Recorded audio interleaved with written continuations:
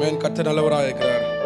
Man சங்கீதம் 102 இப்படியாக சொல்லுகிறது, மகிழ்ச்சியோடு கர்த்தருக்கு ஆராதனை செய்து ஆனந்த சுத்தத்தோடு அவர் சந்நிதி முன் வாருங்கள் என்று வசனம் இப்படியாக சொல்லுகிறது. எத்தனை பேர் சந்தோஷமா இருக்கிறீங்க? அமேன், ஹல்லேலூயா, அமேன்.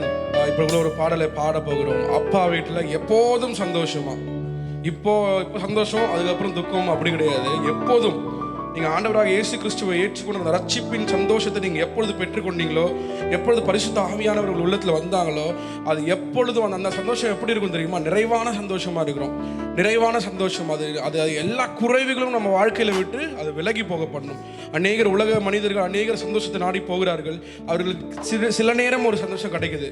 ஒரு 1 hour ஒரு மூவிக்கு போகிறாங்க, ஒரு போதை வஸ்துக்கள் அடிமையாகிறாங்க. எல்லாரும் ஏதோ இடத்துல சந்தோஷத்தை தேடிக்கொண்டு போய்கொண்டே இருக்கிறார்கள்.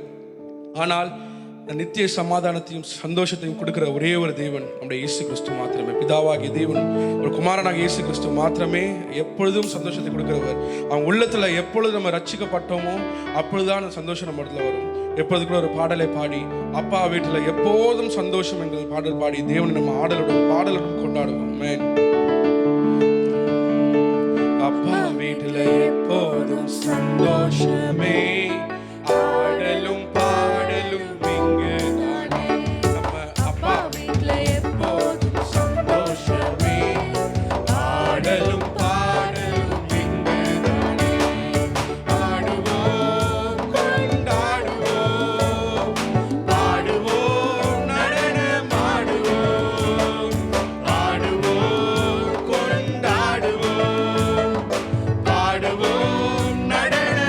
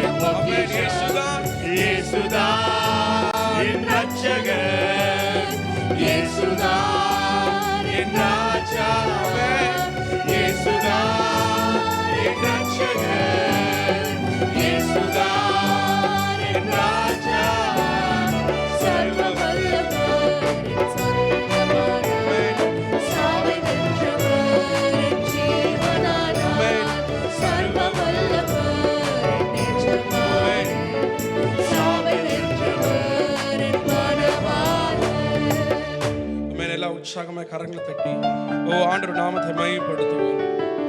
ஆமென். ஆமென். ஆண்டவர் எப்படி இருக்கிறார்? சர்வ வல்லவராக இருக்கிறார். அநேக நேரத்தில் நம்ம எப்படிப்பட்ட தெய்வத்தை நம்ம ஆராதிக்கிறோம் என்று நம்மளுக்கு புரியவில்லை. ஏன்னா நம்ம சர்வ வல்லவருடைய தேவன் அவர் எப்படிப்பட்டவர் என்பதை அறிந்தால் நாம் யார் என்று நம்ம அறிந்து கொள்ள முடியும். ஏன்னா சர்வ வல்லவர் என்பதுக்கு ஒரு உதாரணம் சொல்ல வேண்டும் என்றால் சங்கீதம் 8ஆம் அதிகாரம் 1ஆம் வசனம் இப்படியாக சொல்லுகிறது, எங்கள் ஆண்டவராகிய கர்த்தாவே, உம்முடைய நாமம் பூமி எங்கும் எவ்வளவு மேன்மை உள்ளதாக இருக்கிறது. உம்முடைய மகத்துவத்தை வானங்களுக்கு மேலாக வைத்தீர். ஆமென். அவருடைய மகத்துவம் எங்கே இருக்கிறா? வானங்களுக்கு மேலாக இருக்கிறதா. அவர் எப்படிப்பட்ட தேவன் என்றால் நம்மளோட ஏர்த் இருக்குல்ல, நம்மளோட பூமி இருக்கு, பூமிக்கு மேலாக வானங்கள் இருக்கிறது. நம்ம எங்கே இருக்கிறோம் அப்படின்னா நம்ம ஒரு யூனிவர்ஸில் இருக்கிறோம். இந்த யூனிவர்ஸுங்கிறது இதில் எல்லா விதமான காரியங்கள் இருக்குது. இதில் கேலக்சின்னு ஒன்று இருக்குது, ஸ்டார்ஸ் இருக்குது, நம்ம பார்க்குற பிளானட்ஸ் இருக்குது, நம்மளை சுற்றி நிறைய கிரகங்கள் இருக்குது, மார்ஸ், ஜூபிட்டர், அந்த மாதிரி நிறைய நம்மள ஒரு கிரகத்தில் இருக்கிறோம். ஸோ இந்த யூனிவர்ஸுங்கிறது உங்களால் இமேஜினே பண்ண முடியாது, அவ்வளோ பெரிய விஷயம் அது. இந்த கேலக்சியில் ஒரே ஒரு 4000 ட்ரில்லியன் கேலக்சியில் ஒரு கேலக்சி மில்கி வே அப்படிங்கிற ஒரு கேலக்சி. அந்த மில்கி வேங்கிற ஒரு கேலக்சிக்குள்ளே அதில் ஒரு ட்ரில்லியன்ஸ் ஆஃப் ஸ்டார்ஸு, சன்ஸ், இந்த மாதிரி நிறைய இருக்குது. இதில் ஒன்று தான் சன்னுங்கிற ஒரே ஒரு ஸ்டார். சன்னுமே ஸ்டாருன்னு தான் சொல்லுவாங்க. அந்த 4000 ட்ரில்லியன் சன்னுக்கு கூட இருக்கிறது எர்த்துங்கிறது ஒரே ஒரு சின்ன பிளானட். நீங்கள் இமேஜினே பண்ண முடியாது. நீங்கள் யோசிச்சு பார்த்தீங்கன்னா, நான் உங்களுக்கு எர்த் எப்படி இருக்குது அப்படிங்கிறத உங்களுக்கு இமேஜின் பண்ணால் உங்களுக்கு பூமி எவ்வளோ பெருசுன்னு தெரியும்ல. இந்த பூமியை நீங்கள் யூனிவர்ஸாக கன்சிடர் பண்ணிக்கோங்க. இதில் எர்த் எவ்வளோ பெருசாக இருக்குன்னு நான் உங்களுக்கு சொல்கிறேன். ஒரு எர்த்து தான், ஒரு எர்த்து மொத்த யூனிவர்ஸ்னு வச்சுக்கோங்க. இதில் பூமிங்கிறது ஒரு தூசினா உங்களால் கண்ணு கூட பார்க்க முடியாது. அப்படிப்பட்டதான ஒரு இடத்துல நம்ம ஆண்டவர் நம்மளை உருவாக்கி வைத்திருக்கிறாரு.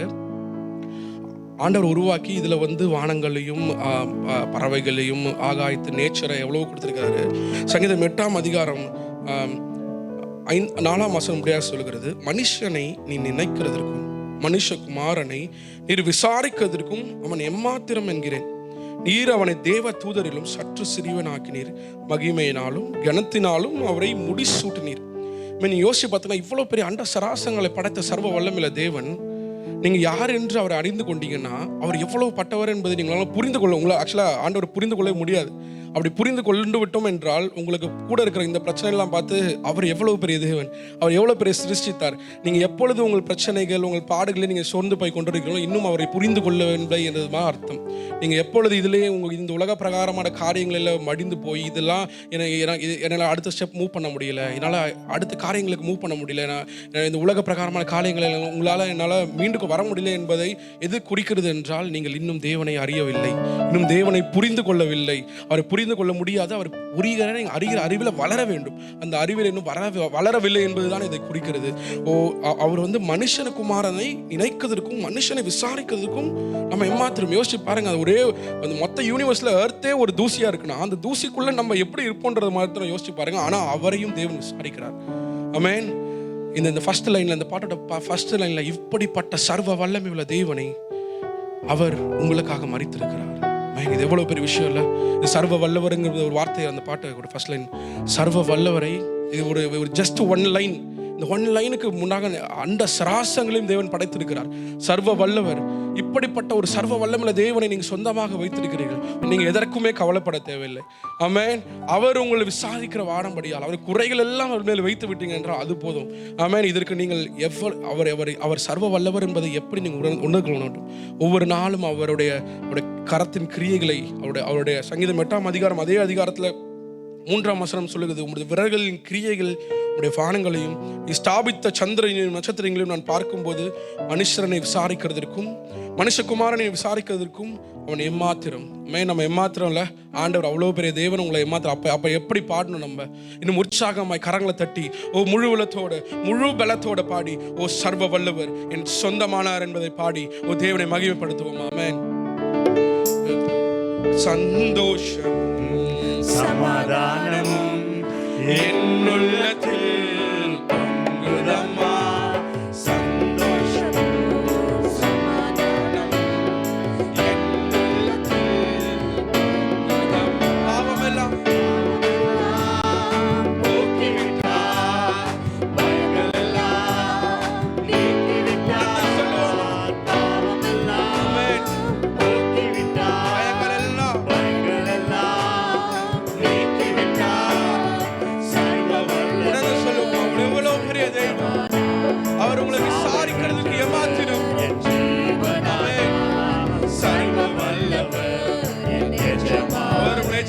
இருக்கிறார்.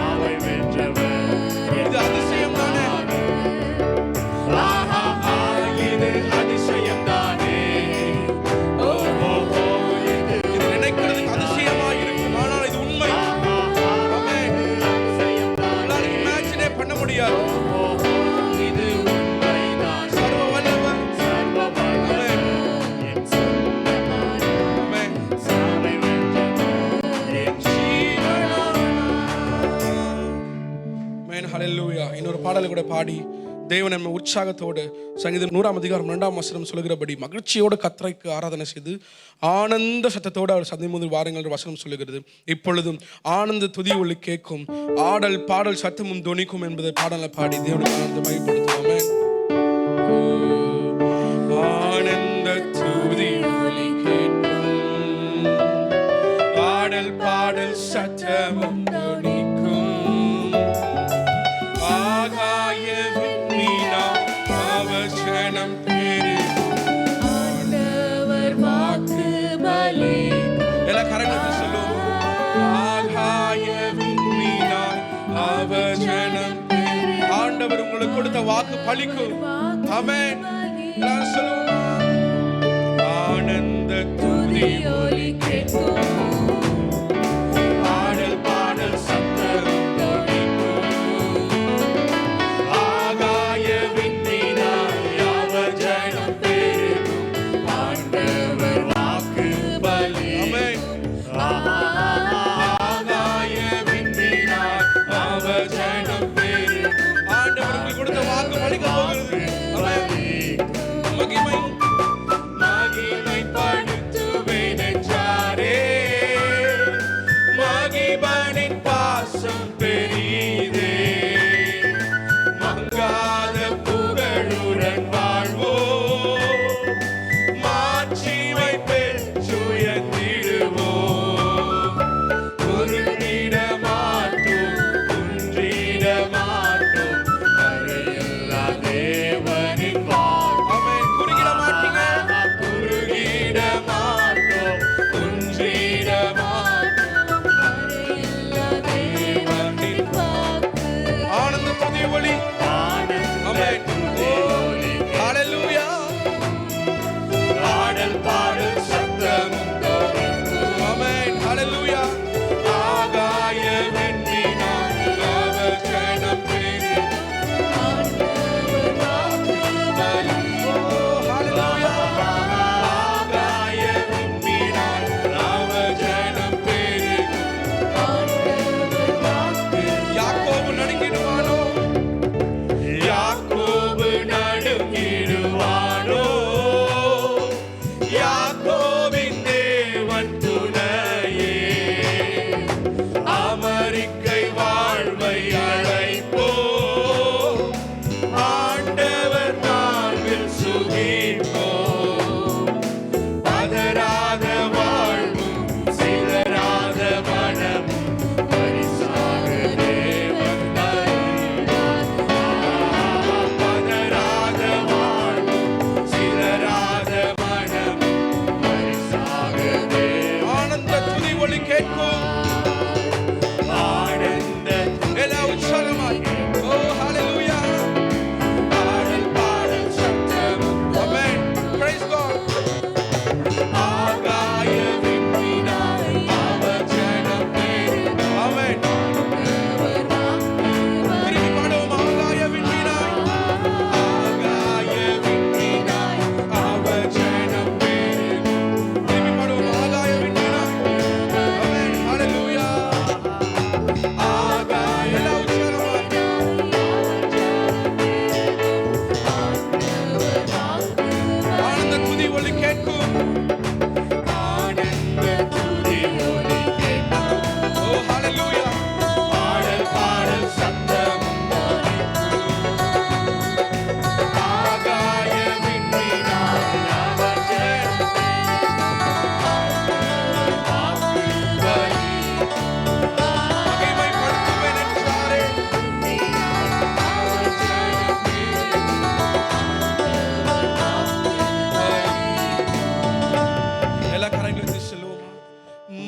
மகிமைப்படுத்துவேன் என்றாரே.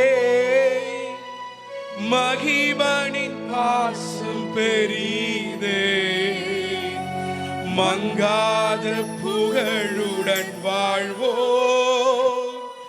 மாட்சிமை பெற்றுயர்ந்திடுவோம். குறுகிட மாட்டோம், குன்றிட மாட்டோம், கரையில்லா தேவனின் வாக்கு. ஆமென். குறுகி எல்லாம் எழுந்துருப்போமா? எல்லாம் எழுந்து நின்று அப்படியே பாடுவோமா?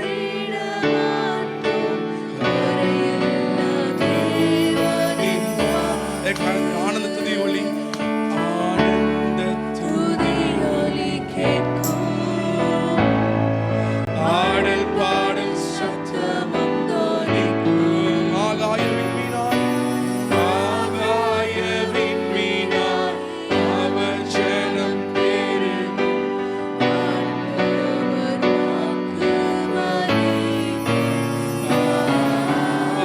ஆகாய விண்மீனாய் அவர் ஜனம்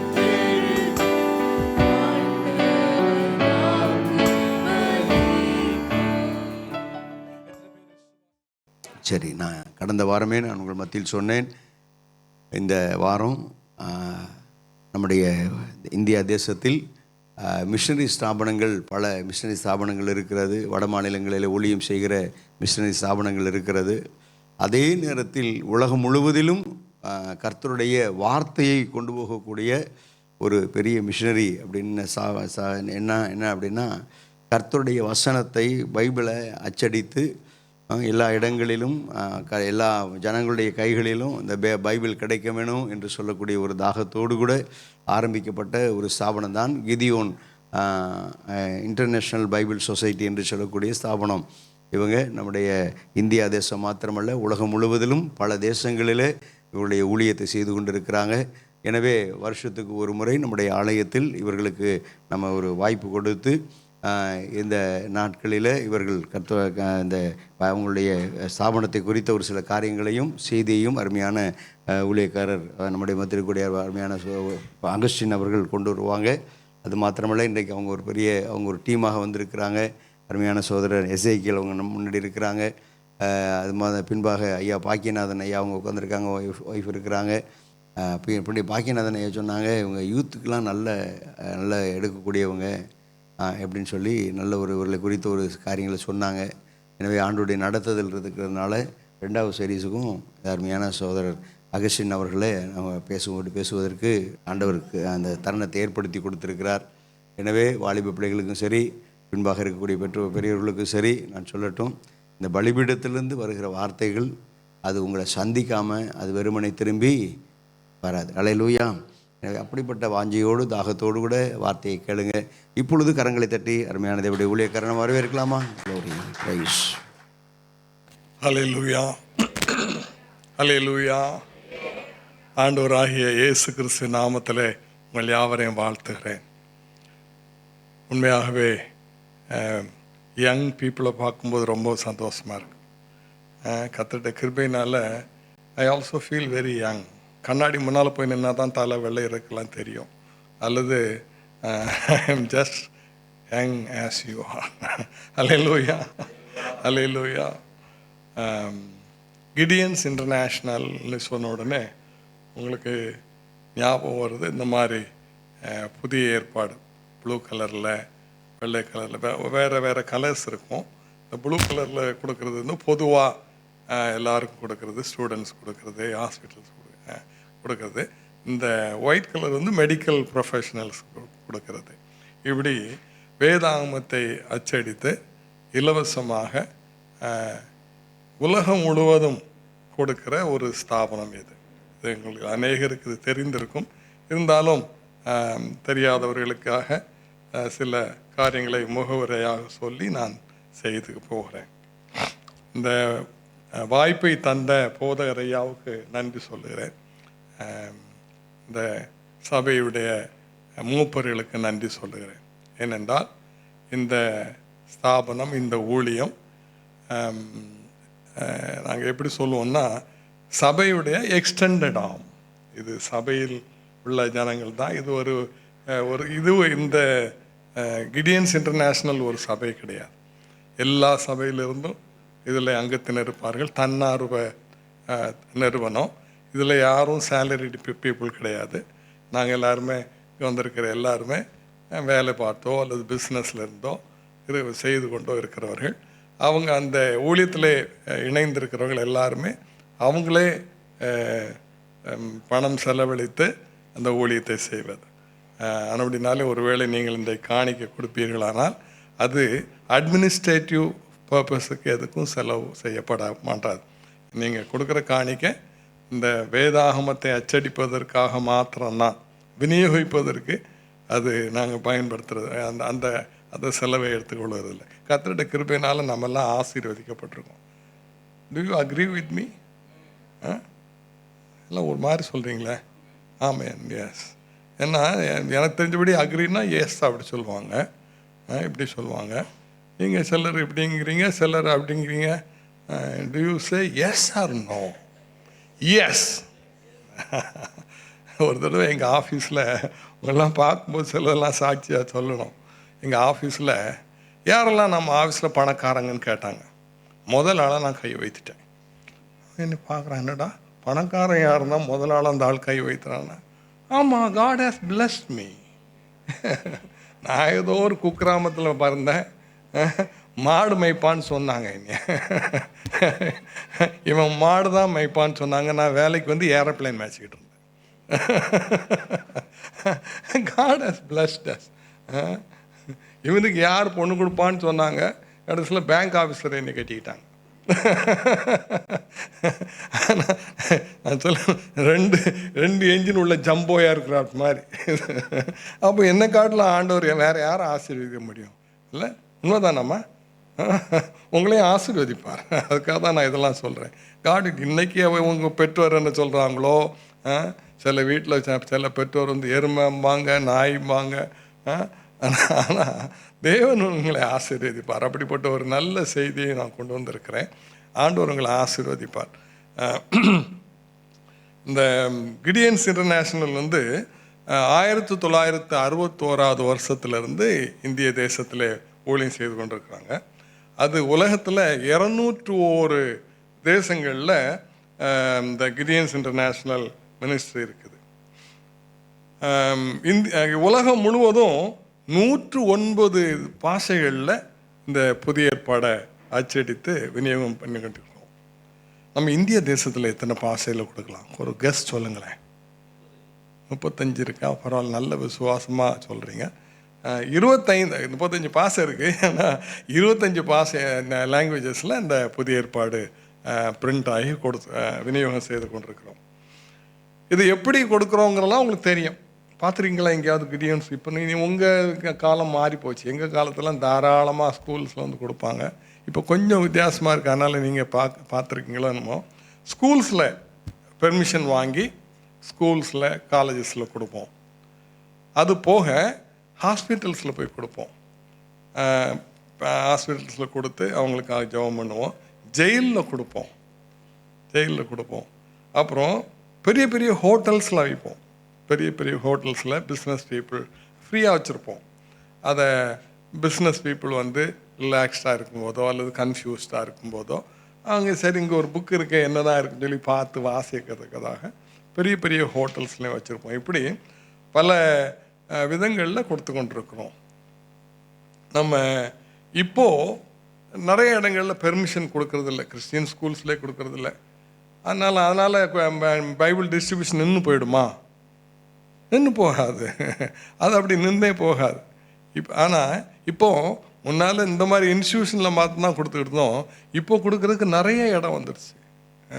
கல்யாண வீடுகளில் கொடுக்குறோம். நான் ஒரு தடவை அந்த போரூரில் ஒரு சர்ச்சில் பேசினேன். அவர் அப்புறம் எனக்கு ஃபோன் பண்ணி, பிரதர் எங்கள் வீட்டில் ஒரு கல்யாண வீடு வருது, அதுக்கு கேட்டது பிறகு ஒரு ஆயிரக்கணக்கில் கேட்குறாரு.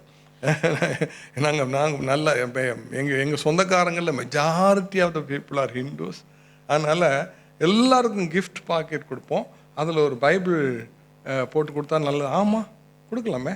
இல்லை உங்கள் பர்த்டே வந்தாங்கன்னா உங்கள் ஃப்ரெண்ட்ஸுக்கெல்லாம் கொடுக்கலாம்ல, உங்கள் பாஷையில் பேசலாம் தான். எல்லோரும் இப்போ பர்த்டே எல்லாம் செலிப்ரேட் பண்ணுறீங்களா, ஃப்ரெண்ட்ஸ் எல்லாம் கூப்பிட்றீங்களா இல்லையா? பார்க்குறீங்களே, பர்த்டே கொண்டாடாத ஸ்டூடெண்ட் இப்போ இருப்பாங்களா? கொஞ்சம் யோசித்து பாருங்கள். உங்கள் பர்த்டேயில் கொடுக்கலாமே, உங்கள் வீட்டு ஃபங்க்ஷன்ஸில் கொடுக்கலாமே இல்லை? இப்படி நிறைய ஃபங்க்ஷன்ஸில் கொடுக்குறாங்க. இன்னொரு இடத்துல நான் பிரசவம் பண்ணி முடிஞ்ச உடனே ஒருத்தர் ஓடி வந்துட்டார், எனக்கு ஒரு 50 தமிழ் 50 ஹிந்தி வேணும்னார். இன்னும் 50 ஹிந்தி வேறு கேட்குறீங்க? நான் ஒரு கடை வச்சுருக்கேன், பலசர கடையும் வச்சுருக்கேன், பழக்கடையும் வச்சுருக்கேன். நிறைய ஹிந்திக்காரங்க வராங்க, அவங்களுக்கு தாராளமாக கொடுக்கலாம். எனக்கு கொடுங்க, நான் என் கடையில் வச்சுருக்கேன், நான் கொடுத்தா அவன் வாங்கிட்டு போயிட்டே இருப்பான். இப்படி எத்தனையோ முறைகளில் கொடுக்கலாம் பைபிளை. இன்னும் கொடுக்கலாம். ஒரு நாளாக ஒரு வாரத்துக்கு ஒரு 7 தமிழ் பைபிள் வச்சுக்கிடுவேன். முன்னால் தமிழ் பைபிள் மாதிரி தான் கொண்டு போயிட்டு இருந்தேன். அப்புறம் தான் பார்த்தேன் ஹிந்தி ரொம்ப ஈஸியாக சேல் ஆகுதுட்டா அப்படின்னு சொல்லி ஹிந்தி ஒரு 10 எடுத்துக்கிடுவேன். 7 தமிழ் வச்சுருந்தானா 10 ஹிந்தி வச்சுக்கிடுவேன். இந்த 7 10 இந்த இதெல்லாம் கொடுக்குறதுக்கு எவ்வளோ நேரம் ஆகும்? ஒரு 7 பைபிள் தெருவில் போய் கொடுக்குறதுக்கு எவ்வளோ நேரம் ஆகும்? ஒரு நாள் முழுவதும் நடக்கணுமோ பார்க்குறீங்களே? நான் டைம் வச்சு பார்த்துருக்கேன். மேக்ஸிமம் 30 மினிட்ஸ், அரை மணி நேரம் நடந்தால் போதும். வாக்கிங் ஆகிடும். வயசானவங்க கொஞ்சம் பேர் இருக்கிறீங்க, வாக்கிங் ஆகிடும், ஊழியம் ஆகிடும். ஒரு நாளுக்கு ஒரு பைபிள் வீதம், ஒரு வாரத்துக்கு ஒரு நாள் கொடுத்து 7 கொடுத்தா போதும்ல, கொடுக்கலாம்ல. அப்படிலாம் நீங்கள் ட்ரை பண்ணலாம்.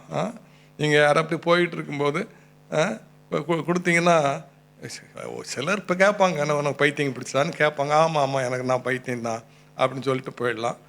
இல்லைன்னா சிலவங்க வாங்குவாங்க. ஒரு தடவை நான் பைபிள் கொடுத்துட்டு போயிட்டே இருந்தேன். அப்போது எஸ் எல்லாம் கொடுத்துட்டேன், ஒன்று மிச்சம் இருந்தது. அப்போ இப்போ யாருக்கு கொடுக்குறதுன்னு சொல்லி நான் பைபிள் நான் கொடுக்க போகும்போதே ஜெபம் பண்ணிக்கிட்டே போயிட்டுருக்கேன். ஆண்டவரே, எனக்கு எதிராக ஒரு ஆள் வரணும், அந்த ஆளுக்கு இது ஒரு நீடாக இருக்கணும், அவங்க நான் கொடுத்தா என்னை திட்டாமல் வாங்கிக்கிடணும், இதெல்லாம் நான் போயிட்டே இருக்கிறேன். அந்த ஒன்றை மாத்திரம் கொடுக்க முடியல. இப்போ திரும்ப பார்க்குறேன். இங்கே பார்த்தா ஒரு அம்மாவும் ஒரு பாப்பாவும் கிட்டத்தட்ட ஒரு ஃபர்லாங் தூரம் எனக்கு பின்னாலே வந்துக்கிட்டே இருக்காங்க. அப்போ ஆவியானவர் இல்லை, இவங்களுக்கு தான் நீ கொடுக்கணும் அப்படின்னாரு. இல்லை, அந்த அம்மா வாலிப ஒரு பிலோ 30 இயர்ஸ் ஒரு குழந்தைய இந்த அம்மா கொடுத்து நான் ரோட்டில் வச்சு இதை வேண்டி கொடுத்து யாராவது என்னம்மா என்ன சொல்லி எனக்கு வேறு ஒரு மாதிரி இருக்குது. எப்படி இந்த அம்மாவை நிறுத்தி நம்ம எப்படி கொடுக்குறது? ஆனால் இவங்க எனக்கு பின்னால் வந்துக்கிட்டே இருக்காங்க. இன்னும் ஆண்டு வரை இவங்களும் நான் போகிற இடம்லாம் இவங்களும் வராங்க. ஏன்ட்ட வேறு ஒன்று கொடுக்க முடியல. நின்று ஏம்மா உனக்கு தான் இந்த பைபிள் ஒன்று. ஐயா, எனக்கு இந்த பைபிள் கொடுங்க ஐயா, நான் எங்கே கிடைக்கும் தேடிக்கிட்டு இருக்கேன். அல்லேலூயா. இப்படி நம்ம கொடுக்குறதுக்கு ரெடியாக இருந்தால் வாங்குறதுக்கு ஆட்கள் ரெடியாக இருக்கிறாங்க. அதனால் பைபிள் டிஸ்ட்ரிபியூஷன் இப்பவும் கொடுக்கலாம். இதை பைபிள் ஐயா ஏற்கனவே சொன்னாங்க, இந்த வேதாமத்தை அச்சடிப்பதற்கு ஒரு பைபிள் ஒரு நியூ டெஸ்டமெண்ட் அச்சடிப்பதற்கு 50 ரூபாய் ஆகுது. அதை நீங்களும் இந்த ஊழியத்தை தாங்கலாம். சரி, இப்படிலாம் கொடுக்கும்போது என்ன விளைவுகள் உண்டாகுது? என்ன இப்போ அப்படி சும்மா நம்ம பாட்டில் புதிய ஏற்பாடை கொடுத்துட்டு போயிட்டா அவன் மனம் திரும்பிடுவானா எல்லாம் யோசிக்கலாம். மயிலாடுதுறைன்னு ஊர் ஞாபகம் இருக்கா? தெரியுமா? மயிலாடுதுறையில் புதிய ஏற்பாடு கொடுத்துக்கிட்டு இருந்தாங்க. அப்போது ஒரு ஸ்கூலில் கொடுத்துக்கிட்டு இருந்த நேரம், அப்போது ஒரு பையன் வந்து 13 புதிய ஏற்பாடு வேணுங்க அப்படின்னா. அப்போ நீ எந்த கிளாஸ் படிக்கிறப்பா அப்படின்னு கேட்டாங்க. இல்லை, நான் அந்த ஸ்கூலில் இப்போ படிக்கலை.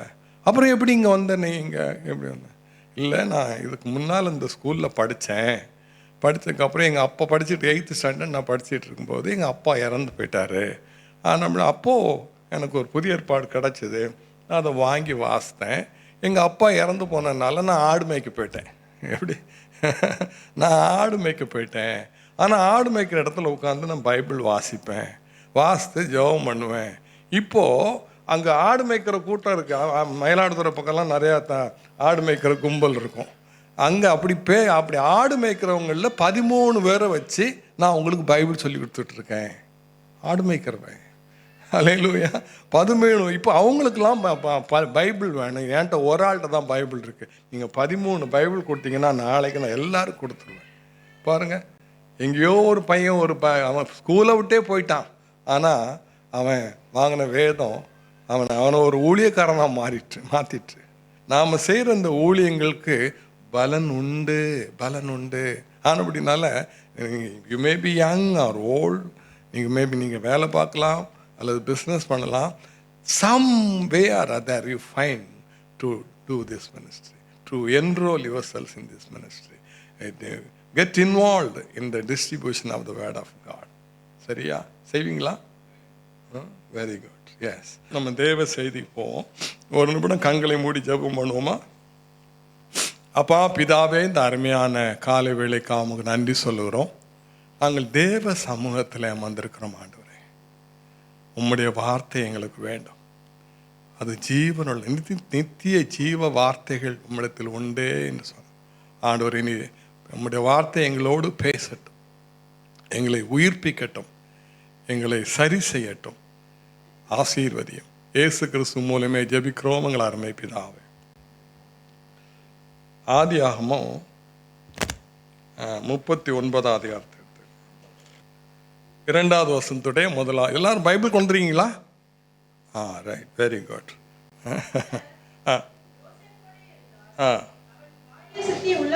போதும். கர்த்தர் யோசேப்போடு இருந்தார், அவன் காரிய சித்தி உள்ளவனான். God was with Joseph and he became successful. சக்ஸஸ்ஃபுல்ங்கிறது இந்த நாட்களில் ரொம்ப அதிகமாக பேசப்படுற ஒரு successful living. What is successful living?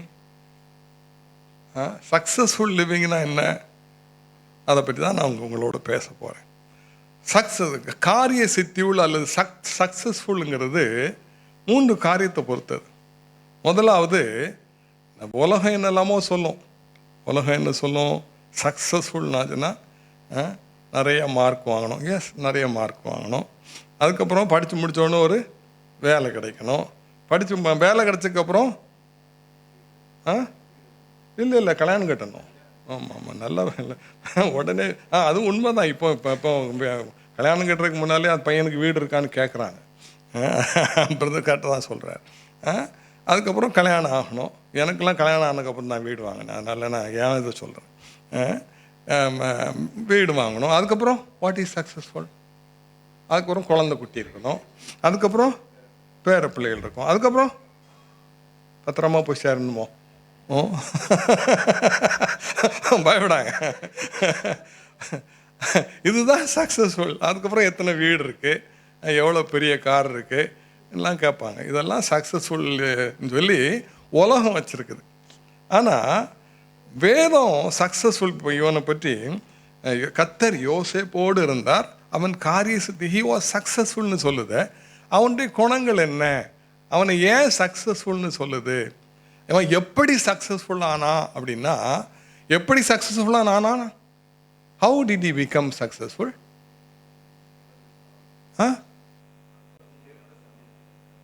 முதல்ல சொல்றாரு, தேவனோடு அவன் சஞ்சரித்தாங்கிறாரு. தேவனோடு சஞ்சரித்தாரா? தேவன் அவனோடு சஞ்சரித்தாரா? கர்த்தர் யோசேப்போடு இருந்தாரா? இந்த பர்டிகுலராக யங் பீப்புளுக்கு ஆண்டவரோடு நான் எப்படி வாழ்கிறதுங்கிறது ரொம்ப கஷ்டம். அப்பப்போ விழுந்துடுறேன், தீர்மானங்களாக எடுக்கிற தீர்மானம்லாம் போட்டுன்னு போயிடுது. நானும் உங்களை மாதிரி நானும் யங்காக இருந்தேன். நான் பெங்களூரில் இருக்கும்போது, இப்போது தாடி வளர்க்குறது ஃபேஷன் ஆகிப்போச்சு. நான் பெங்களூரில் இருக்கும், ஒரு 6 மாதத்துக்கு ஒரு தடவை தாடி வளர்ப்பேன். அதுக்காக நீங்களும் தாடி வளர்த்துறாங்க. இப்போ அது ஸ்டைல். ஆனால் இப்போது தாடி இல்லைன்னா தான் ஒரு மாதிரி பார்க்குறாங்க. என்ன இந்த பையன் தாடி வைக்காமல்? இப்போ கல்யாண மாப்பிள்ளையே தாடி வச்சு தான் வரேன். அப்போது ஏதோ ஃபெயிலியர் ஆகிட்டா தான் தாடி வைப்பாங்க. நான் 6 மாதம் ஆகிட்டுனா தாடி வளர்ப்பேன். என்னென்னா ஏதோ ஒரு தீர்மானம் போயிடுச்சு. So frequently I use to feel unsuccessful. நான் சக்ஸஸ்ஃபுல்லாக இல்லைன்னு நானே எனக்கு சொல்லிக்கிடுறேன். எப்படி? நான் சக்ஸஸ்ஃபுல்லாக இல்லைன்னு நானே எனக்கு சொல்லிக்கிடுறேன். அப்படி ஒரு நாட்கள் இருந்தது. ஆனால் இதை படித்ததுக்கப்புறம் God was with Joseph and he became successful. தேவன் உன்னோடு கூட இருப்பாரானா நீ சக்ஸஸ்ஃபுல்லாக இருப்ப. கிறிஸ்தவ வாழ்க்கையில் தேவன் உன்னோடு இருக்கணும். நீ அப்படி பாத்திரமான ஒரு வாழ்க்கை வாழணும். தேவன் உன்னோடு கூட இருப்பாரானா நீ சக்ஸஸ்ஃபுல். தேவன் உன்னோடு இருக்கிறாரா? கொஞ்சம் இல்லை, நீங்கள் இப்போ கையில் உயர்த்த வேண்டாம். இருக்கிறாரான்னு நீயே கேட்டுக்க. ஒரு தடவை ஒரு பையன், நாங்கள் காலேஜ் பையங்களுக்கெல்லாம் கேம்ப் நடத்துவோம். அந்த பையன் கேம்புக்கு வந்திருந்தான். மனம் திரும்பிட்டு அதுக்கப்புறம் அப்போல்லாம் சினிமா தியேட்டருக்கு போய் சினிமா பார்க்கணும். அப்போது கேம்ப் முடியும் போது, அங்கிள் நான் இன்னும் சினிமா தியேட்டருக்கெலாம் போகலாமா அப்படின்னா. போகலாமே, போகலாமே. நம்ம இப்போ உடனே போகக்கூடாதுன்னா அவன் கட்டாயம் போகணுன்னு போயிடுவான். ஏன்னா பையன்கிட்ட போகக்கூடாதுன்னா உடனே போவான்ல. இல்லை போகக்கூடாதுன்னா கட்டாயம் செய்யணும்ல. அதனால நீ போப்பா அப்படின்னா. அப்படியா அப்படின்னா. ஆமாம், போகும்போது 2 டிக்கெட் வாங்கிக்க. எப்படி? உனக்கு ஒரு டிக்கெட்டு, உன் கூட ஒருத்தர் வருவார்ல, யார்? கர்த்தர். அவங்க கூட கர்த்தர் வருவார்ல. அதனால 2. என்ன அப்போ? ஆமாம், இயேசுவையும் கூப்பிட்டு போ. ஐயோ, அது எப்படி? அப்போ கர்த்தர் உன்னோடு இருக்கிறாருங்கிறத நீ எப்போதும் உணரணும். உன் வாழ்க்கை கர்த்தர் என்னோடு இருக்கிறார். நீ சபையில் இருந்தாலும் சரி, காலேஜில் இருந்தாலும் சரி, வேலை பார்த்தாலும் சரி, சமையல் பண்ணாலும் தான் சரி, கர்த்தர் என்னோடு இருக்கிறார். கர்த்தர் யோசேப்போடு இருந்தார். அவன் காரிய சித்தி உள்ளவன் ஆனான். அவன் காரிய சித்தி உள்ளவன் ஆனான்னு சொல்லும்போது 3 காரியத்தில் நான் வேகமாக சொல்லி முடிக்க போகிறேன். 3 காரியத்தில் அவன் காரிய சித்தி உள்ளவன் ஆனான். முதலாவது, he was successful over his temptations and he was successful over the trials and he was successful over the tasks. 3 சொல்லியிருக்கிறேன். என்னெல்லாம் சொன்னேன்? Temptation, trials, task. இந்த 3லையும் வெற்றி இருக்கணும். பாவ சோதனை வருமா? வராதா? தெரியல. சிலர் வராதுன்னு இப்படிங்க, சிலர் வருங்கிறீங்க, தெரியல. நான் உங்களை மாதிரி யங்காக இருக்கும்போது சில நேரம் உட்காந்து யோசிப்பேன், ஒரு 50 வயசு ஆகிட்டுன்னா அதுக்கப்புறம் பாவ சோதனை வராது. வருமா? 50 வயசு 60 வயசுக்காரங்களாக இருக்காங்க. ஐயா சொல்லுங்க ஐயா, பாவ சோதனை 60 வயசில் வருமா? வரும். 60 வயசுலேயும் வரும். 16 வயசில் வருமா? வரும். பார்க்க இந்த பூனையும் பால் குடிக்குமாங்கிற மாதிரி உட்கார்ந்துருக்கீங்க. ஆனால் பாவ சோதனை எல்லா வயசுலேயும் வரும் இல்லை? முதலாவது, he should be successful over the temptation. அதுக்கப்புறம் he should be successful over trials. Trials எல்லா ஏஜ்லேயும் வருமா? பாடுகள் வருமா? வரும். பாடுகள் எல்லா வயசுலையும் வரும். அப்புறம் டாஸ்க், பொறுப்புகள் எல்லா வயசுலையும் இருக்கா? எனக்கு 3 சிஸ்டர்ஸ். அதனால் நான் பெருக்குமாறு இப்போ தான் வச்சு பெருக்கிறேன் வீட்டில். கல்யாணம் ஆனதுக்கப்புறம் தான் பெருக்கிறேன். எங்கள் வீட்டில் நான் பெருக்க வேண்டிய அவசியமே இல்லை. ஏன்னா எனக்கு 3 சிஸ்டர்ஸ் இருக்காங்க. ஒருத்தி, நான் கிராமத்தை சேர்ந்துவேன். முத்தத்தை ஒருத்தி பெருக்குவா, ஒருத்தி கிச்சனை பெருக்குவா, ஒருத்தி நாங்கள் அவங்க ஒருத்தர் பறக்குவாங்க. ஆனால் என் தங்கச்சி ஒருத்தி இருந்தா. என்ன எல்லா நாளும் நான் தான் பெருக்கணுமா?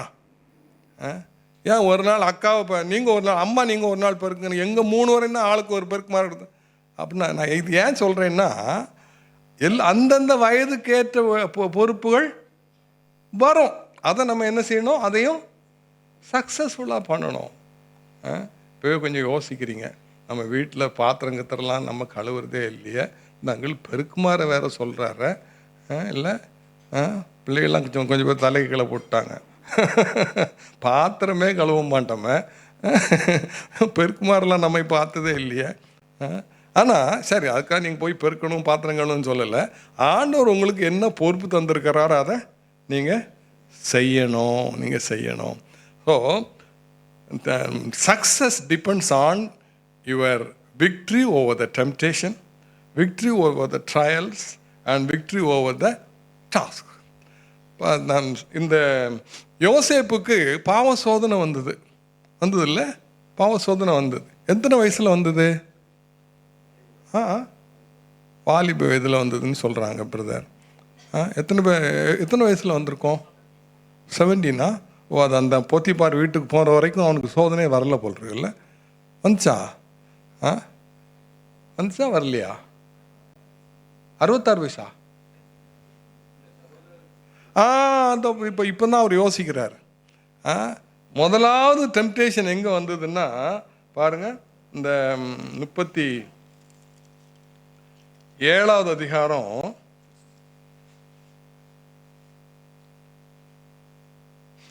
2வது வசனத்துடைய கடைசி லைனை வாசிக்கிறேன்.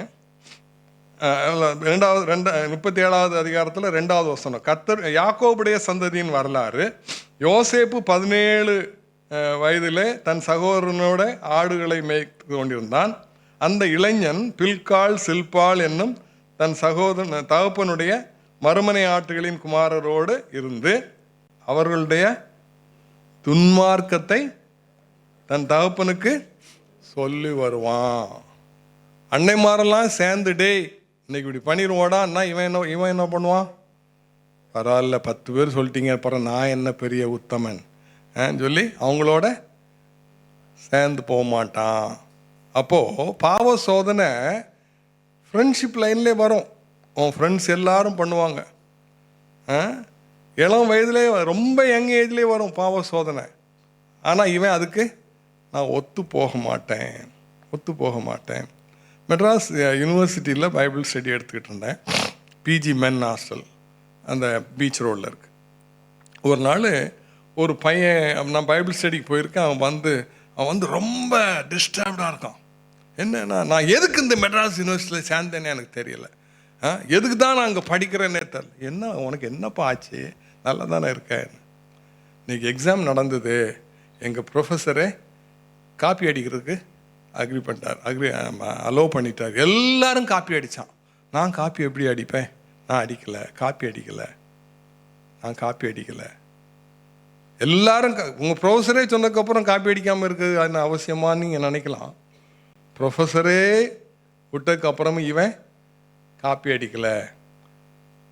அப்போ நான் சொன்னேன், நீ உத்தமமான மனுஷன். You have been successful in your temptation. டெம்ப்டேஷனுங்கிறது சாதாரணமாக வராது.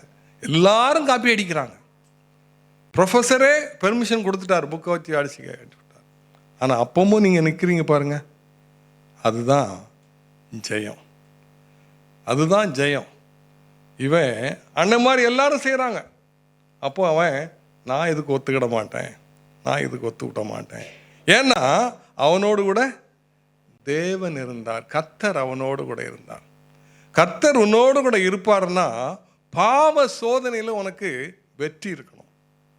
எல்லாரும் சேர்ந்து செய்துட்டாங்க, அதனால நான் மாத்திரம் இல்லை, எல்லாரும் பண்ணாங்க, எல்லாரும் பண்ணது ஓகே. ஆனால் நீ ஏன் அதை செய்த? சின்ன சின்ன சோதனைகள் வரும். எல்லா சோதனைகள்லையும் சோதனை வரும்போது ஆண்டவரே நீர் என்னோடு இருக்கிறீர் ஆண்டவரே, ஆமாம் என்னோடு இருக்கிறீர் ஆண்டவரேங்கிற உணர்வோடு பாவ சோதனை மேற்கொள்ளணும். கடைசியில் தாண்டி பெரிய சோதனை வந்தது. அப்போது அவன் என்ன சொன்னான்? 39 அதிகாரம் 9ஆம் வசனம். இப்படி இருக்க இத்தனை பெரிய பொல்லாங்குக்கு உடன்பட்டு தேவனுக்கு விரோதமாக பாவம் செய்வது எப்படி? நல்லா கேட்டுக்க. பாவம், நீ எந்த பாவம் செய்தாலும் முதலாவது நீ தேவனுக்கு விரோதமா பாவம் செய்யற. மனுஷன் செய்யற எந்த பாவமானாலும் சரி, தேவனுக்கு விரோதமாக பாவம் செய்யற, அவன் உனக்கே விரோதமாக பாவம் செய்யற. அதுக்கப்புறம் இன்னொரு சக மனிதர்களுக்கு விரோதமாக பாவம் செய்யற. முதலாவது தேவனுக்கு விரோதமாக பாவம் செய்வது எப்படி? நான் இவ்வளவு துணிகரமான பாவத்தை செய்து நான் தேவனுக்கு விரோதமாக நான் பாவம் செய்வது எப்படி? அது எதனால் அந்த எண்ணம் வந்தது? அவனுக்கு தெரியும், உலகத்தில் யாருமே என்னை பார்க்கல, ஆனால் கர்த்தர் என்னை பார்த்து கொண்டு. அந்த அம்மா சொன்னாங்க, எங்கள் வீட்டில் யாருமே இல்லை, உன்னை யாரும் ரிப்போர்ட் பண்ண மாட்டாங்க. ஆனால் அவன் சொன்னான், யாரும் பார்க்கலனாலும் என்னை பார்த்து காண்கிற தேவன் ஒருவர் இருக்கிறாரே, என்னோடு கூட இருக்கிற ஒரு தேவன் இருக்கிறாரா? இந்த வாரம் முழுவதும் அடிக்கடி யோசித்து பார், தேவன் என்னோடு இருக்கிறார். இன்னைக்கு பயங்கரமான எத்தனையோ சோதனைகள் வருகிறது. அவைகளுக்கு மத்தியில் நீ தாக்கு பிடிக்க வேண்டுமானால் உனக்குள்ளே ஒரு எண்ணம், உனக்குள்ளே ஆவியானவரின் சத்தம் கேட்டுக்கொண்டே இருக்கணும். அது என்ன சத்தம்? நான் உன்னோடு இருக்கிறேன். Of all the promises of God, I am with youங்கிறது தான் the strongest promise. தேவன் கொடுத்திருக்கிற எல்லா வாக்குத்தத்தங்களிலும் நான் உன்னோடு இருக்கிறேனுங்கிறது தான் மிக முக்கியமான ஒரு வாக்குத்தத்தம். கர்த்தர் யோசேப்போடு இருந்தார். அவன் முதலாவது he was successful over the temptation. ரெண்டாவது he was successful over the trials. பாடுகள் வந்துச்சு. பாடுகள் எங்கேருந்து ஆரம்பிச்சது? பாடு எங்கே ஆரம்பிக்குமோ? பாடு எங்கேம்மா ஆரம்பிக்கும்? பைபிளில் ஒரு மனுஷனுக்கு பாடு எங்கே ஆரம்பிக்கும்? பாவம் அப்படியா?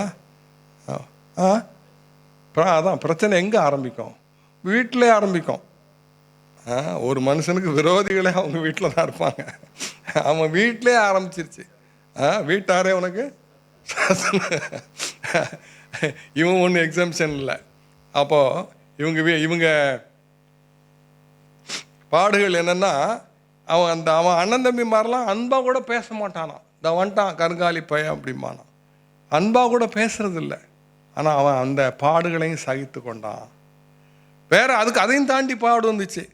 சிறைச்சாலையிலே போட்டாங்க. சிறைச்சாலையில் போட்டிருக்கும்போது கர்த்தர் அவனோடு இருந்தாரா? நம்ம வாலிப பிள்ளைகள் சிலவங்க ஞானஸ்நானம் எடுப்பாங்க. எடுத்த உடனே அவங்களுக்கு என்ன யார் டீச் பண்ணுவாங்களோ ஞானஸ்நானம் எடுத்தனா அதுக்கப்புறம் ஒரே பாடு தான். பாட்டி கதை சொல்லுவாங்க. அப்புறம் பாடுகள் வரும். எல்லாரும் ஞானஸ்நானம் எடுத்துருக்கீங்களா? எடுக்கலாம், சீக்கிரம் எடுத்துருங்க. சரி, பாடுகள் வரும். அந்த பாடுகளுக்கு மத்தியில் பாருங்கள், சிறைச்சாலையில் அந்த 39 அதிகாரம் 23 வசனம், கர்த்தர் அவனோடு கூட இருந்தபடினாலும் அவன் எதை செய்தாலும் அதை கர்த்தர் வாய்க்க பண்ணினபடினாலும். எப்படி? கர்த்தர் அவனோடு இருந்தார், அவன் எதை செய்தாலும் வாய்க்க பண்ணாராம். அவன் எதை செய்தாலும் வாய்க்க பண்ணுவாராம். அப்போது அவனுக்கு அந்த பாடுகள் மத்தியிலையும் தேவன் அவனோடு கூட இருந்தார். பாடுகள் மத்தியிலையும் சந்தோஷமாக இருந்தான். அவன் புலம்பலை. வெளியூரில் இருக்கிறான், புலம்பலை. அவன் சந்தோஷமாக இருந்தாங்கிறத காட்டிலும் கர்த்தர் தன்னோடு இருக்கிறத காத்து கொண்டான். தேவ சமூகத்தை காத்து கொண்டான். பாடுகள் மத்தியிலே தேவன் அவனோடு கூட இருந்தார். கடைசியாக அவனுக்கு பொறுப்புகள் கொடுக்கப்பட்டது. எங்கே போனாலும் பொறுப்புகள் கொடுக்கப்படுது. பார்வோனுடைய வீட்டில், போத்திபாருடைய வீட்டில் கொடுக்கப்பட்டுச்சு. அதில் ஹி வாஸ் சக்ஸஸ்ஃபுல். எப்படி சக்ஸஸ்ஃபுல்? அவனை தன் வீட்டுக்கும் தனக்கும் உண்டான எல்லாவற்றுக்கும் விசாரணைக்காரனாக்கினது முதற்கொண்டு கர்த்தர் யோசேப்பு நிமித்தம் அந்த எகிப்தியன் வீட்டை ஆசீர்வதித்தார். இவனை ஒரு இடத்துல கொண்டு விட்டாச்சுன்னா அதனால் அந்த இடம் ஆசீர்வதிக்கப்படும். அவனுடைய பொறுப்புகளில் அவன் சக்ஸஸ்ஃபுல்லாக இருந்தான். அங்கே காலேஜில் படிக்கிற பையன்கிட்ட இந்த ஃபஸ்ட் இயர் செகண்ட் இயர் இட்லாம் வந்தேன். எப்பா நீ மனம் திரும்பிட்டியாங்கிறதுக்கு முதல் அடையாளம் என்னென்னா, இது வரைக்கும் உங்கள் அப்பா படின்னு சொல்லிக்கிட்டு இருந்தார்ல, சொல்கிறாரா? உங்கள் அப்பா உங்கள் பேருன்னு சொல்கிறாங்களா? நீ மனம் திரும்பிட்டன்னா அதில் ஒரு அடையாளம் என்னென்னா, எப்பா கொஞ்சம் நேரம் போய் படுத்து உறங்குப்பா, நான் பார்க்கும்போதெல்லாம் புஸ்தகம் கைமாக இருக்கிய, கொஞ்சம் ரெஸ்ட் எடு. இது நான் ஏதோ எங்கேயோ போய் படிச்சுட்டு வந்ததில்லை. நான் மனம் திரும்புறதுக்கு முன்னால் எங்கள் அப்பா என்னை படி மாதிரி நான் புஸ்தகத்தை இப்போ திறந்தே வச்சுருப்பேன். ஆனால் மைண்டு எங்கெங்கே நின்னா தானே, மைண்டு எங்கேயோ பறக்கும். மனம் ஒரு குரங்கு இல்லை, அது எங்கெங்கேயோ போயிட்டுருக்கோம். புஸ்தகம் முன்னால் இருக்கும். ஆனால் நான் மனம் திரும்பினேன், கர்த்தர் என்னோடு இருக்கிறாருங்கிறத உணர்ந்தேன். அதுக்கப்புறம் உட்காந்து படிக்க ஆரம்பித்தேன். எங்கள் அப்பா ஒரு ஸ்டேஜில் எங்கள் அப்பா, தம்பி நீ கொஞ்சம் நேரம் போய் பாடுறா.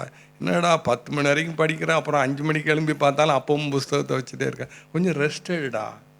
ஸோ முதலாவது ஒரு மனம் திரும்பிட்டங்கிறதுக்கு ஒரு மாணவனுடைய லைஃப்பில், ஒரு யங் ஃபெல்லோட லைஃப்பில் இருக்கிற சாட்சி என்னென்னா, படின்னு சொல்லுது நின்று கொஞ்சம் ரெஸ்ட் எடுப்பா, போய் பாடு. இப்படி அவன் பொறுப்புகளில் உண்மையாக இருந்தான். God made him successful in his task. அவனுடைய பொறுப்புகளில் உண்மையாக இருந்தான். நீங்கள் வேலை பார்க்குறவங்களா இருக்கலாம், பிஸ்னஸ் பண்ணுறவங்களா இருக்கலாம். If God is with you, you will be successful in all the task. நீங்கள் எதை எடுத்தாலும் அதில் நீங்கள் ஜெயமுள்ளவங்களாக இருப்பீங்க.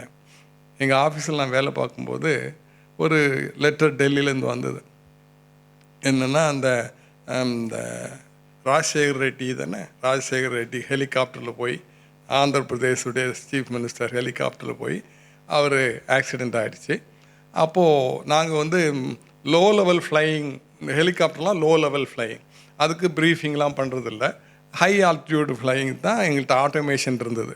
அப்போது அங்கே டெல்லியிலேருந்து ஒரு லெட்டர் எங்களுக்கு வந்திருக்கு, இந்த லோ லெவல் ஃப்ளையிங்க்கு நீங்கள் ப்ரீஃபிங்லாம் ஆட்டோமேட் பண்ண முடியுமா, அதுக்கு வெப்சைட் டெவலப் பண்ண முடியுமான்னு சொல்லி எங்களுக்கு ஒரு லெட்டர் வந்துச்சு. எங்கள் டைரக்டர் வச்சுட்டு அப்படி பார்த்துட்டே உட்காந்துட்டு தலையை சொரிஞ்சிட்டு உட்காந்துருக்கிறார். அப்போ நான் போனேன், என்ன சார் அப்படின்னேன், இது என்னப்பா இந்த டெல்லிக்காரன் நம்மளை கிண்டல் பண்ணுறானா, நம்ம என்ன சாஃப்ட்வேர் இன்ஜினியர்ஸாக வச்சுருக்கோம் அப்படின்னா. அப்போ நான் என்ன சார் ப்ராப்ளம், அதை கொடுங்க, இந்தப்பா நீ தான் வச்சுக்க அப்படின்னு என்கிட்ட கொடுத்துட்டாரு. ஆனால் பாஸ் இது தானே நம்ம பண்ணிடலாமே அப்படின்னு. ஆமாம், உன்கிட்ட எதை கொடுத்தாலும் நீ பண்ணிடுவேன், ஒரு மாதத்தில் நான் ரெடி பண்ணி கொடுத்தேன். அல்லேலூயா, கர்த்தருடைய நாம மகிமை ஆகட்டும். ஒரு மாதத்தில் லோ லெவல் ஃப்ளைங்க்கு நான் ப்ரீஃபிங் பண்ணுறதுக்கு வெப்சைட்டை டெவலப் பண்ணி கொடுத்துட்டேன். அப்படி whatever is given into our hands will become successful. தெரியல இன்றைக்கி நிறைய பேர் நான் ஒரு வெற்றி உள்ளவனாக இருக்கிறேனாங்கிற ஒரு சந்தேகத்தில் இருக்கிறீங்க. If God is with you, you will become successful. And the people around you, they will testify to it. அவங்க பார்த்து சொல்லுவாங்க, இவன் கர்த்தர் இவனோடு கூட இருக்கிறான், கர்த்தர் இவனோடு கூட, இவன் வெற்றி உள்ளவனாக இருக்கிறான். கடைசியாக இவனுடைய வெற்றியை பற்றி சொல்லும்போது அந்த 45வது அதிகாரத்தை எடுத்துவிடுங்க. 45வது அதிகாரம் 5வது வசனம், என்னை இவ்விடத்தில் வரும்படி விற்று போட்டதினால் நீங்கள் சஞ்சலப்பட வேண்டாம். அவங்க பிரதேசத்தை பார்த்து சொல்கிறான், அது உங்களுக்கு விசனமாக இருக்க வேண்டாம், ஜீவ ரட்சனை செய்யும்படிக்கு தேவன் என்னை உங்களுக்கு முன்னே இங்கே அனுப்பினார். நான் எத்தனையோ காரியங்களை செய்திருக்கேன் இந்த தேசத்துக்கே. ஃபுட் சப்ளை, ரேஷன் சப்ளை பற்றி நான் ஒரு பெரிய பிளான் போட்டேன். பஞ்சத்தில் இந்த தேசம் தப்புறதுக்குள்ள பிளான் போட்டேன். இந்த தேசத்திலே ஒரு பெரிய அதிகாரியாக இருக்கிறேன். ஜெயிலில் போட்டாலும் நான் சக்ஸஸ்ஃபுல்லாக இருந்தேன். That is not the biggest success. நான் என் வாழ்க்கையிலே சக்ஸஸ்ன்னு சொல்லுவேன்னா என்ன, ஜீவ ரட்சனை உண்டாக்கும்படி தேவன் என்னை அனுப்பினார். தேவன் எனக்கு ஒரு வேலை கொடுத்தார். அது என்ன வேலை? ஜனங்கள் அழிந்து போகக்கூடாது, உன் சொந்த ஜனம் அழிந்து போகக்கூடாது, இஸ்ரவேல் தேசம் அழிந்து போகக்கூடாது, எகிப்தி தேசம் அழிந்து போகக்கூடாது. இந்த ஜனங்கள் அழிந்து போகாமல் இருக்கும்படி காக்கும்படியாக எனக்கு ஒரு பொறுப்பை தந்தார். அதை நான் காத்துக்கிட்டேன். நீங்க அதை குறித்து கவலைப்பட வேண்டாம். ஜீவ ரட்சனை, ஜனங்கள் பிழைத்திருக்கும்படியாக எனக்கு ஒரு பொறுப்பு போடப்பட்டது. அதிலே நான் சக்சஸ்ஃபுல்லாக இருக்கிறேன். சமீபத்தில் எங்கள் தெருவில் ஒரு போஸ்டர் ஒட்டியிருந்தது. ஒரு 9th ஸ்டாண்டர்ட் பையன் சூசைட் பண்ணிட்டான். 9th ஸ்டாண்டர்ட் பையன் சூசைட் பண்ணிட்டான். ஒரு ஃபோட்டோவை பார்த்தேன். அந்த பையன் சைக்கிளில் அந்த தெருவில் சைக்கிள் ஓட்டிகிட்டு இருக்கிறத நான் பார்த்துருக்கேன். நான் அவனோட பேசியிருக்கேன்.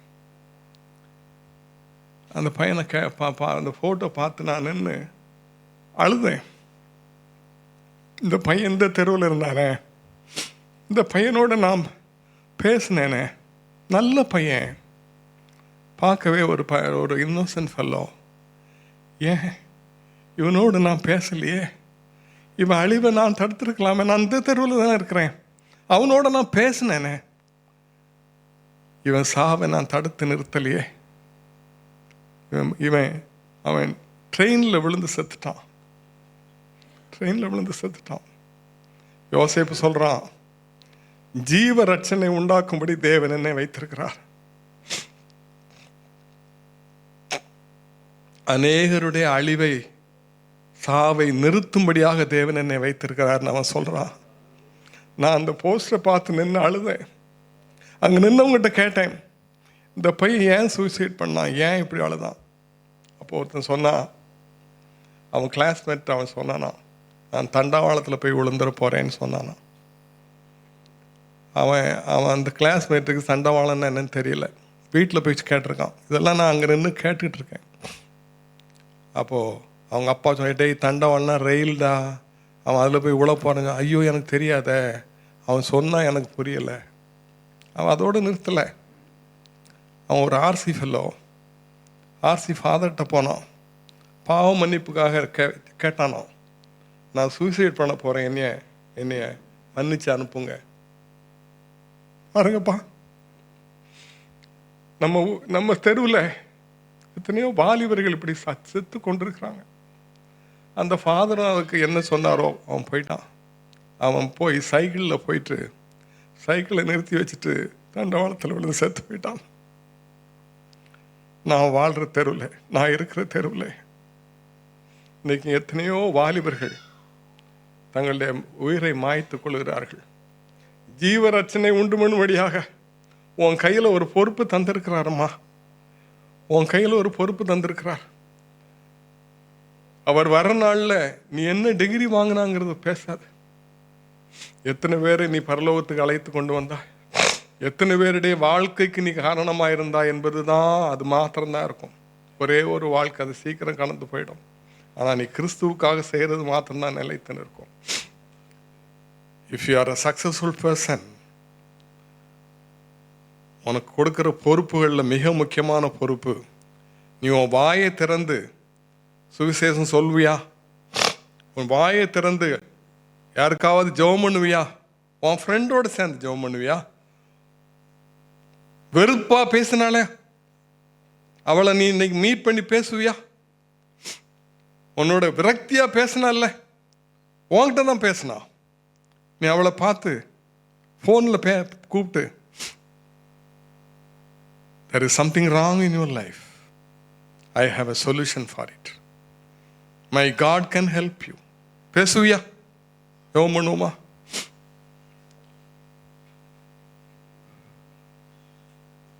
உனக்கு இந்த செய்தியை கேட்கிற உனக்கு இந்த 3 காரியத்திலும் ஜெயம் உண்டாகும்படி தான் இந்த செய்தியை உன்னை கேட்க வைத்தார்.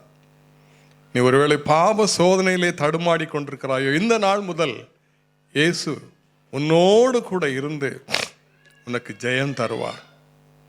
என்ன பிரச்சனையில் மாட்டிக்கிட்டியோ, பாடுகள் என்று சொல்லுறியோ, உனக்கு ஜெயம் உண்டாகும். இதை தாண்டி நீ செய்ய வேண்டிய ஒரு காரியம் இருக்குதப்பா. Young man, young woman, there is one expectation from God.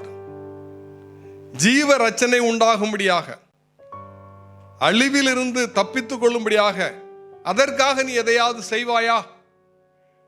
அதற்காக நீ எதையாவது செய்வாயா? நான் அதற்கு ஆயத்தம்.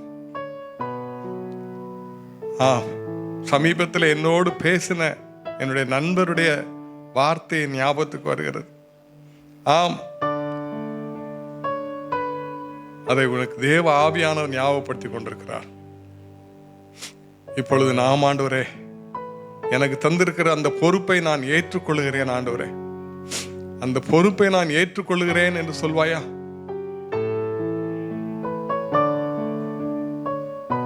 அப்படி நீ சொல்வாயானால் தயவு செய்து எழுந்து நின்று கர்த்தருக்கு உன்னை ஒப்புக்கொடு. நான் என் மேல் இந்த பொறுப்பை ஒட்டுக்கொள்கிறேன். ஜீவரட்சனை உண்டாகும்படி அழிந்து போகிறார்களே என்னுடைய சொந்தக்காரர்கள், என்னோடு கூட படிக்கிறவர்கள், என்னை தருகிறேன் ஆண்டவரே, என்னை தருகிறேன் ஆண்டவரே. அவர் உன்னோடு இருப்பார். உன் வார்த்தையிலே கிருபை உண்டாகும், உன் வார்த்தையிலே வல்லமை உண்டாகும், நீ ஜெபிக்கும் போது விடுதலை உண்டாகும். நீ ஆயத்தமா? நீ ஆயத்தமா? எவ்வளவு நாட்கள் அதை நீ அல்லத்தட்டி விட்டாய், எவ்வளவு நாட்கள் நீ பொறுப்பு இல்லாமல் வாழ்ந்து விட்டாய்.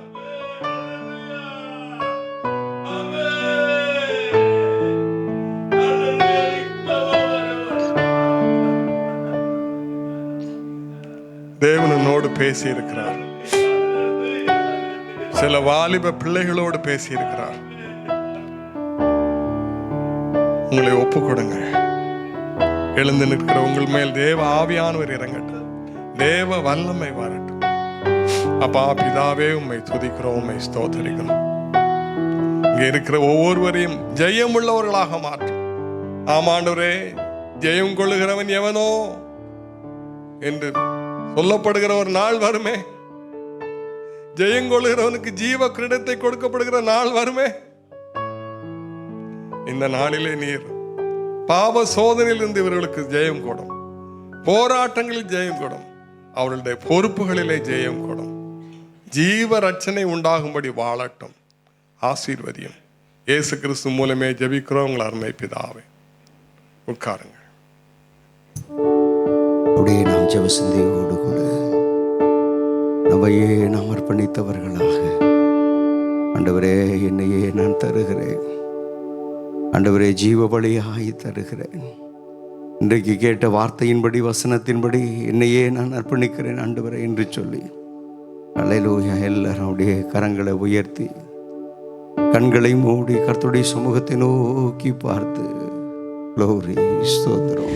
என்னை தருகிறேன் தருகிறேன் உம் கரத்தில், என்னை படைக்கிறேன் படைக்கிறேன் உம் பாதத்தில், என்னை தருகிறேன் தருகிறேன் உம் கரத்தில், என்னை படைக்கிறேன் படைக்கிறேன் உம் பாதத்தில்.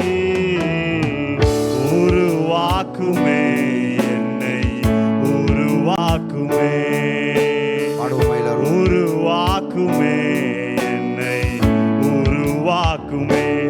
என்னை தருகிறேன் தருகிறேன் உம் கரத்தில், என்னை படைக்கிறேன் படைக்கிறேன் உம் பாதத்தில், என்னை தருகிறேன் தருகிறேன் உம் கரத்தில், என்னை படைக்கிறேன் படைக்கிறேன் உம் பாதத்தில். உருவாக்குமே என்னை உருவாக்குமே, உருவாக்குமே என்னை உருவாக்குமே. கரங்களை உயர்த்தி கண்களை மூடி தேவ பிள்ளையே, ஒரு மனிதனுடைய வாழ்க்கையில் அவன் காரிய சித்தி உள்ளவனாய் இருக்க வேண்டுமானால், அவனிடத்துல பணம் இருந்தால், செல்வம் இருந்தால், படிப்பு இருந்தால் அவன் காரிய சித்தி உள்ளவன் என்று இந்த வேதம் சொல்லல. யோசேப்போடு கூட கர்த்தர் இருந்தார். தேவ பிள்ளையே, உன்னோடு கூட கர்த்தர் இருக்கணும், கர்த்தர் இருக்கணும். இந்த பூமியில் நீ எதை இழந்தாலும் கர்த்தரை மாத்திரம் இழந்து போகாத. கர்த்தரை மாத்திரம் நீ இழந்து போவதற்கு உன்னை விட்டு கொடுக்காது. அப்படிப்பட்ட காரியங்களை செய்து விடாதே. கர்த்தர் உன்னோடு கூட இருக்கணும், கர்த்தர் உன்னோடு கூட இருக்கணும். அது மாத்திரமல்ல, யோசேப்பு அவன் செய்த எல்லாவற்றையும் கர்த்தர் வாய்க்க பண்ணினாரா. கர்த்தர் கூட இருந்துட்டார்னா அவன் செய்கிற எல்லாவற்றையும் கர்த்தர் வாய்க்க பண்ணுவார், வாய்க்க பண்ணுவார், வாய்க்க பண்ணுவார். அது மாத்திரமல்ல, இந்த யோசேப்பு எந்த காரியத்தை செய்தாலும் தனக்கு கொடுத்திருக்கிற பொறுப்பு அதை உணர்ந்து அதை சரியாய் செய்தான். தேவ பிள்ளைகளே, உங்களுக்கும் ஒரு பொறுப்பு கொடுக்கப்பட்டிருக்கு. தேவ பிள்ளைகளே, ஒரு காலத்தில் வேதத்தை கைகளில் ஏந்துவதற்கு முன்பாக நீங்களும் உலகத்தான போல தான் வாழ்ந்தீங்க, உலகத்தான போல தான் பாவம் செய்து பாவத்தில் விழுந்து கிடந்தீங்க. ஆனால் இப்போ தேவ பிள்ளைகளே, கர்த்தர் உங்களை கர்த்தர் சந்தித்து ரட்சித்தது எதற்காக? உன்னை போல பாவத்தில் விழுந்து கிடக்கிற மனுஷனை தூக்கி எடுக்க வேண்டும் என்று சொல்லி அல்லவா? எனவே ஆண்டவரே, என்னை அர்ப்பணிக்கிறேன் என்று சொல்லி வலது கரத்தை உயர்த்தி அர்ப்பணிங்க. ஆண்டவரே, என்னை அர்ப்பணிக்கிறேன், என்னை ஒப்பு கொடுக்கிறேன். தொடர்ந்து உடைய பரிசுத்தமுள்ள சமூகம் பிரசன்னம் ஆண்டவரே, கரங்களை உயர்த்தி கேட்கிற நம்முடைய பிள்ளைகள் ஒவ்வொருவரையும் பொறுப்பெடுக்கட்டும். இனி வரக்கூடிய நாட்களில் நம்முடைய பிள்ளைகள் யோசேப்பை போல ஆண்டவரே, இவர்களை பார்த்து, இவர்கள் வேலை செய்கிற இடத்துல, இவருடைய குடும்பத்தில், படிக்கிற இடத்துல, இந்த மகன், இந்த மகள், இந்த குடும்பம் காரிய சித்தி உள்ளவர்கள் என்று சொல்லத்தக்கதான விதத்தில் நீர் காரியங்களை செய்தலும் நம்முடைய பிள்ளைகளும் அதற்கேற்ற அர்ப்பணிப்பின் வாழ்க்கை வாழ உதவி செய்யும். இயேசு ரட்சகருடைய நாமத்தில் பிதாவே